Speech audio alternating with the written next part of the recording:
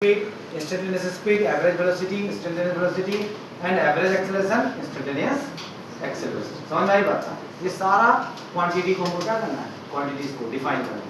चलो ठीक है. किसी भी पार्टिकल का मोशन का स्टडी करने के लिए फर्स्ट ऑफ ऑल हम लोग को क्या चाहिए? Reference frame. Without reference frame हम किसी भी ऑब्जेक्ट का मोशन का स्टडी नहीं कर पाएंगे. तो सबसे पहले हम लोग सेलेक्ट किए हैं क्या? Reference frame. और रेफरेंस फ्रेम क्या होगा सबको पता चल गया है कि फर्स्ट ऑफ ऑल क्या सेलेक्ट करेंगे? Reference body. रेफरेंस बॉडी में एक पॉइंट लेंगे जिसको क्या बोलते हैं? रेफरेंस पॉइंट या ओरिजिन. वहां से एक्स वाई जेड तीन डायरेक्शन दिखाते हैं, इसको क्या बोलते हैं? Reference frame. ठीक है, ये होल को क्या कहेंगे? Reference frame. अब मान लो कोई पार्टिकल है जो इस पाथ पर मूव कर रहा है. देखो हम ये क्या दिखा रहे हैं? Path of motion of. समझ गया ना? कोई पार्टिकल है जिसका मोशन का ये पाथ है. मान लो जब पार्टिकल P पॉइंट पे था उस टाइम में पार्टिकल का टाइम क्या था? T. ठीक है ना? और ओरिजिन से जो दूरी होता है वो क्या कर रहा था? Position vector. तो पार्टिकल का पोजीशन वेक्टर कितना है? r. जब पार्टिकल कुछ टाइम के बाद मान लो यहाँ से यहाँ P से P डैश जाने में कितना टाइम लगा? पार्टिकल को P से P डैश जाने में टाइम लगा डेल्टा t. यहाँ पे क्या था? t. यहाँ पर क्या है? t plus delta t. तो जाने में कितना टाइम लगा? Delta t. Particle delta time में कितना दूरी कवर किया? Delta s. और पार्टिकल का जो शॉर्टेस्ट पाथ है P से P डैश जाने में वो क्या कहलाएगा? डिस्प्लेसमेंट. तो actual length of the path, ठीक है ना? जब पार्टिकल का जो जिस पाथ में मूव कर रहा है उसका एक्चुअल लेंथ क्या कहलाता है? डिस्टेंस. और उसका जो इनिशियल टू फाइनल होता है या जो शॉर्टेस्ट पाथ होता है वो क्या कहलाता है? डिस्प्लेसमेंट. समझ में आई बात? तो हम लोग शॉर्टेस्ट पाथ को क्या बोलते हैं? डिस्प्लेसमेंट. या बोल सकते हैं इनिशियल टू फाइनल क्या हो गया मेरा? डिस्प्लेसमेंट. या आप लोग बोल सकते हैं change in position of A particle. ठीक है ना? क्या बोल सकते हैं? डिस्प्लेसमेंट. तो डिस्प्लेसमेंट क्या होता है? Change in position of A particle. कैसे होता है? तो यहाँ पे देख सकते हो तुम डिस्प्लेसमेंट कैसे हो रहा है. ये फाइनल पोजीशन है, ये इनिशियल पोजीशन है. तुम यहाँ देख रहे हो ट्रायंगल बन रहा है. क्या आर के हेड पर डिस्प्लेसमेंट वेक्टर का टेल ज्वाइन हो रहा है? ये दोनों मिला के क्या होगा? आर डैश होगा. तो हम लोग अगर ट्रायंगल लॉ से देखें फ्रॉम ट्रायंगल लॉ तो क्या दिख रहा है? R dash vector is equal to delta R plus R. तो delta R is equal to कितना हो जाएगा? R dash minus. तो बोल सकते हैं डिस्प्लेसमेंट वेक्टर को चेंज इन पोजीशन. देखो आर डैश क्या है? Final position. आर क्या है तुम्हारा? Initial position. समझ गए? तो डिस्प्लेसमेंट को तुम शॉर्टेस्ट पाथ बोलो या चेंज इन पोजीशन बोलो. क्लियर है? समझ गए ना? अब अगर हमको डिफाइन करना है कि पार्टिकल P से P डैश मूव कर रहा है, हमको निकालना है एवरेज स्पीड. हमको डिफाइन करना है एवरेज स्पीड. तो एवरेज स्पीड कैसे डिफाइन होता है? तो एवरेज स्पीड डिफाइन होता है total displacement by total distance by total time. तो याद रखना एवरेज स्पीड जब भी डिफाइन करेंगे, एवरेज स्पीड जब भी डिफाइन करेंगे हमेशा शॉर्ट टाइम पे नहीं, हमेशा टाइम इंटरवल में करेंगे, है ना? तो याद रखना एवरेज स्पीड डिफाइन कहाँ पे होता है? It is defined for time interval. It is defined for time interval. बात समझ रहे ना? एवरेज कभी भी एवरेज टाइम इंस्टेंट पे डिफाइन नहीं होता है. एवरेज जब भी डिफाइन करेंगे किसी का भी एवरेज हो वो हमेशा किस में होता है? टाइम इंटरवल में होता है. जैसे यहाँ से गांधी मैदान, ठीक है ना? अब हमको यहाँ से गांधी मैदान जाएंगे तो एक समान स्पीड में तो जा नहीं सकते हैं. कहीं पे ज़्यादा, कहीं पे कम, कभी रुक भी जाते हैं. तो गांधी मैदान में कोई अगर हमारा फ्रेंड पूछेगा किस स्पीड से है, क्या बताओगे उसको? एवरेज ही ना बताओगे. क्या ऐसा थोड़ी बोलोगे कहीं ज़्यादा चले, कहीं कम चले, कहीं धीमे चले, कहीं रुक गए? ऐसा तो नहीं ना बोलोगे. क्या बताते हो तुम? एवरेज बताते हो. जब भी एवरेज डिफाइन करते हैं तो क्या यहाँ से गांधी मैदान छोटा टाइम है, बड़ा टाइम है ना? तो जब भी हम लोग एवरेज डिफाइन करते हैं टाइम इंटरवल डिफाइन करते हैं. क्लियर है? याद रहेगा? और कैसे डिफाइन करते हैं? तो एवरेज स्पीड को हम लोग लिखेंगे total distance by total distance by total distance by total time, है ना? Total time. क्लियर है बात? समझ में आ गई बात? और अगर हम लोग इसको लिखना चाहते हैं तो ऐसे लिख सकते हैं एवरेज. अब बताओ इस फिगर से हम क्या देख पा रहे हैं कि हमारा पार्टिकल P से P डैश जा रहा है. इस दौरान टोटल डिस्टेंस क्या कवर कर रहा है? Delta s. और डेल्टा s कवर करने में कितना टाइम लगा? Delta t.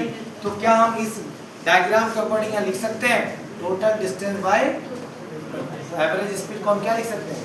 Delta s by delta t. Clear है? कोई दिक्कत नहीं है. अब इसी में हमको डिफाइन कर रहा है इंस्टेंटेनियस स्पीड. क्या डिफाइन करेंगे? Instantaneous speed. तो देखो इंस्टेंटेनियस स्पीड बोलो या सिंपली क्या बोला जाता है, इंस्टेंटेनियस स्पीड बोला जाता है या स्पीड बोला जाता है। अगर स्पीड बोल रहा है तो तुम उसको क्या समझना, इंस्टेंटेनियस।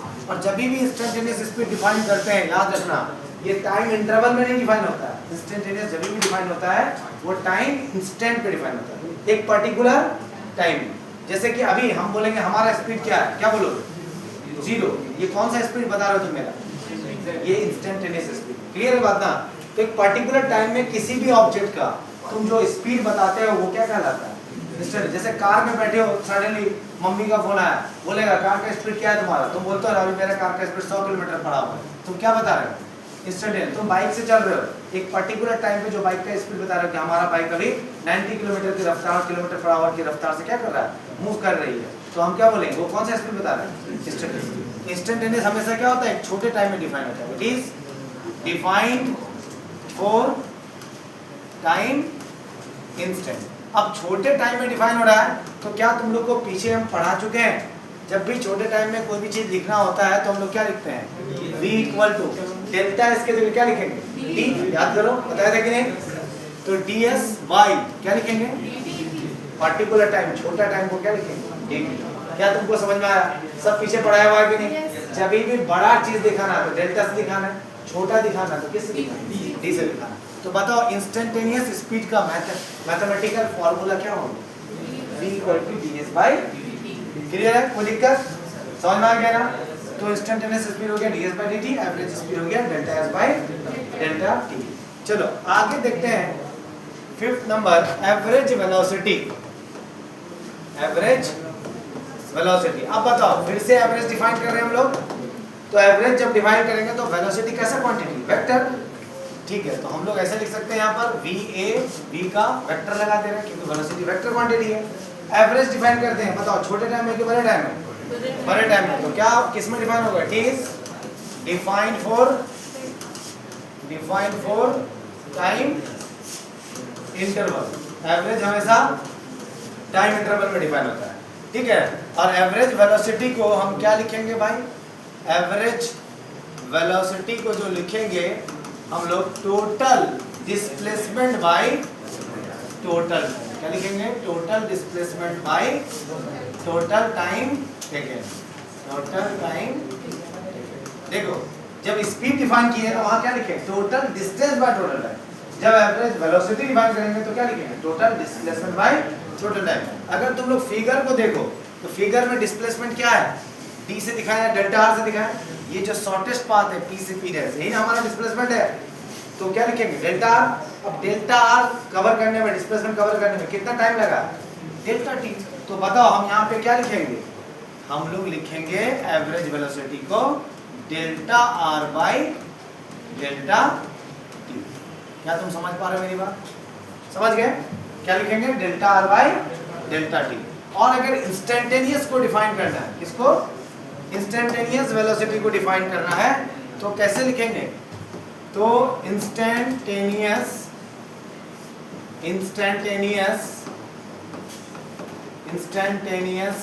वेलोसिटी बोलो या सिंपली क्या बोलो, वेलोसिटी बोलो, बात क्या है, सेम है, ठीक है। ये हमेशा किस में डिफाइन होगा, it is defined for time instant. ये हमेशा एक टाइम इंस्टेंट में पर्टिकुलर टाइम पे डिफाइन होगा। जब वेलोसिटी की बात हो रही है, इंस्टेंटेनियस वेलोसिटी की बात हो रही है, छोटे टाइम की बात हो रही है, तो बताओ डेल्टा आर की जगह क्या हो जाएगा, dr बाय dt। लेकिन अब यहाँ जरा ध्यान से सुनना, हम r तो अभी जनरल तरीके से लिख दिए हैं। अगर पार्टिकल x एक्सिस की तरफ जा रहा है तो तुम वेलोसिटी को क्या लिखोगे, dx बाय dt। समझ में आई बात। अगर पार्टिकल y एक्सिस की तरफ जा रहा है तो तुम क्या लिखोगे, वेलोसिटी dy बाय dt।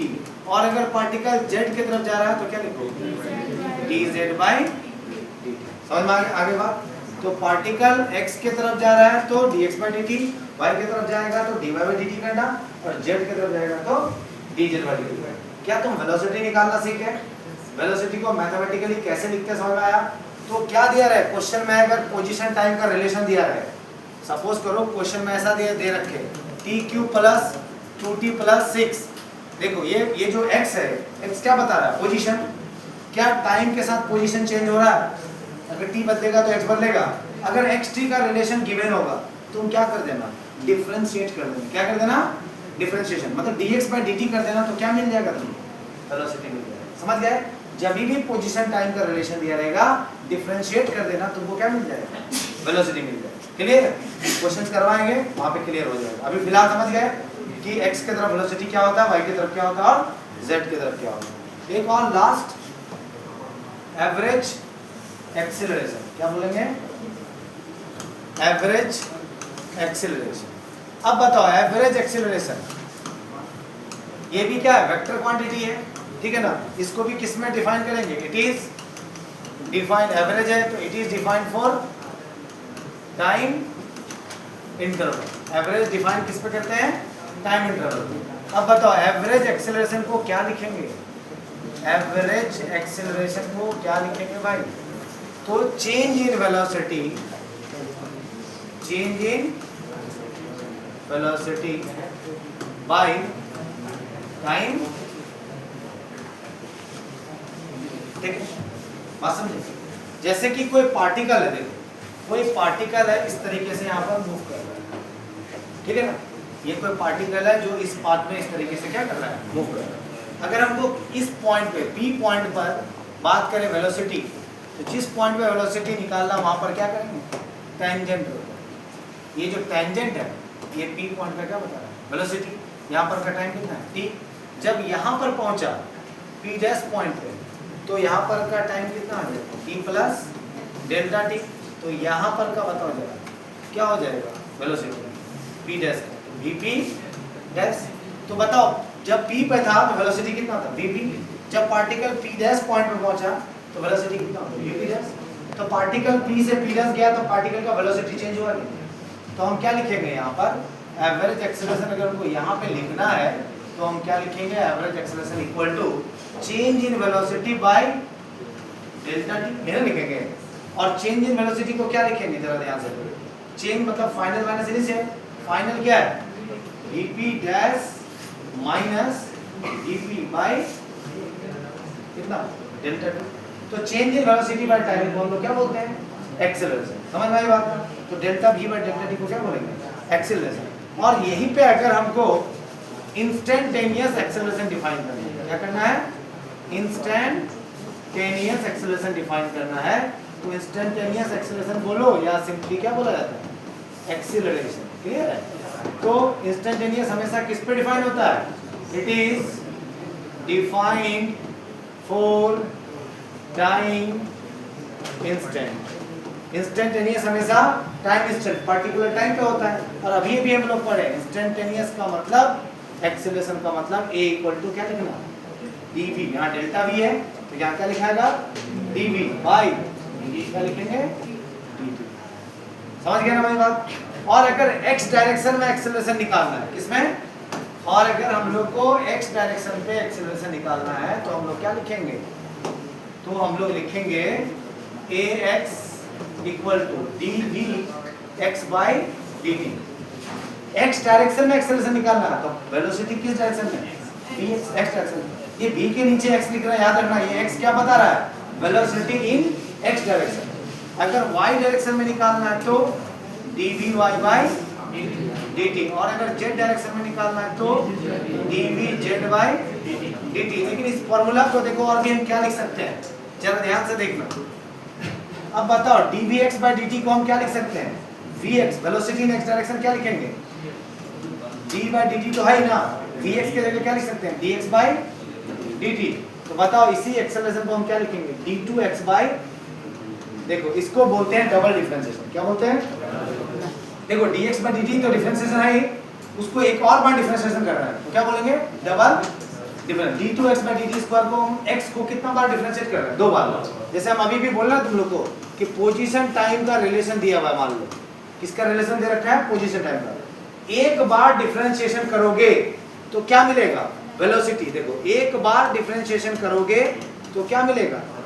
और एक और बार डिफरेंशिएशन करोगे तो क्या मिलेगा? एक्सेलरेशन। समझ में आया?